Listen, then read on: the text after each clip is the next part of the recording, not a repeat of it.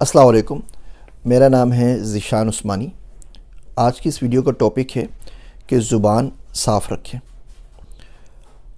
بہت سارے بچوں سے بات ہوتی ہے، پڑھے لکھے ہوتے ہیں، کیریئر کاؤنسلنگ چاہ رہے ہوتے ہیں، اچھی خاصی ڈگریاں ہوتی ہیں، اچھی جاب سے کام کر رہے ہوتے ہیں، لیکن جیسے ہی وہ بات کرنا شروع کرتے ہیں تو ان کی پرسنالٹی کا سارا بھرم ختم ہو جاتا ہے۔ کچھ جملے ہمارے معاشرے میں بہت عام طور پہ استعمال کیے جاتے ہیں اور بہت ہی عامی قسم کے جملے ہیں جو اگر آپ استعمال نہ کریں تو آپ کی یا کسی کی زندگی پہ کوئی اثر نہ پڑے، لیکن اس کے باوجود ہم اس کو استعمال کرتے رہتے ہیں۔ اور مینلی وہ جملے ہماری زبان میں چڑھے ہوتے ہیں ہمارے کلچر کی وجہ سے، ہمارے گھر کی وجہ سے۔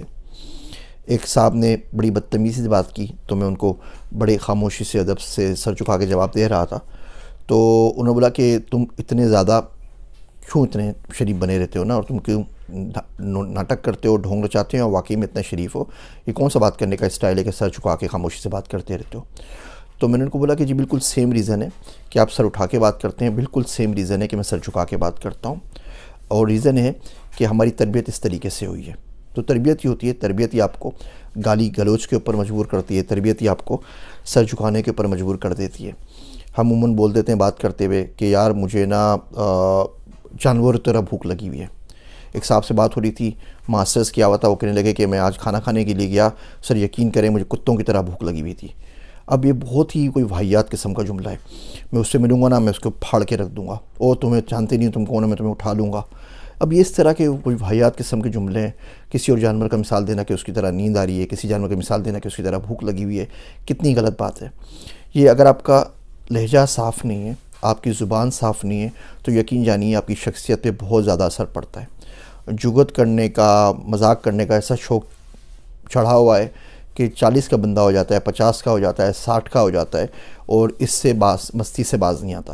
پروفیسر صاحب ہیں، کلاس میں پڑھانے کے لیے آتے ہیں، 55 سال ان کی عمر ہے، اور وہ کلاس کی جو سٹارٹ ہوتا ہے، ابتدا جو ہوتی ہے، بجائے اس کے کہ اللہ رسول کا نام لیں، وہ گندے سے جوک سے کرتے ہیں۔ نہ وہ جوک ان کی عمر کے حساب سے ٹھیک ہے، گندا جوک تو کسی عمر میں بھی نہیں کرنا چاہیے، لیکن اس عمر میں تو بالکل سوٹ نہیں کرتا۔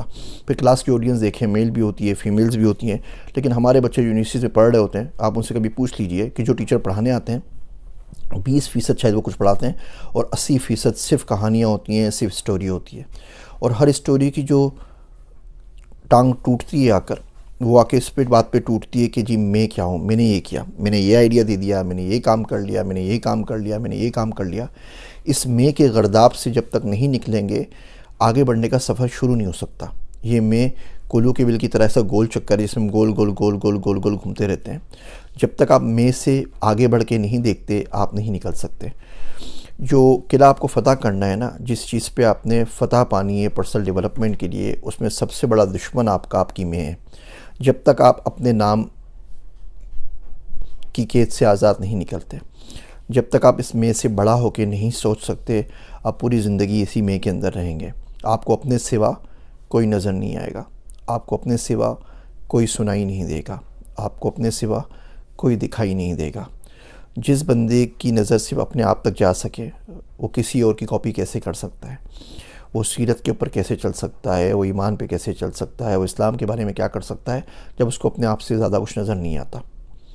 ان مشکل اور تلخ باتوں کو ٹھنڈے دل سے ضرور سنیے گا، اور کوشش کریں آئندہ کسی سے بات کریں تو زبان جتنے حد تک صاف رکھ سکیں وہ رکھیں، کم بولنا سیکھیں، علم اپنے آپ بڑھتا چلے جائے گا۔ میری باتیں سننے کا شکریہ۔ میں ہوں آپ سب کا ذیشان عثمانی۔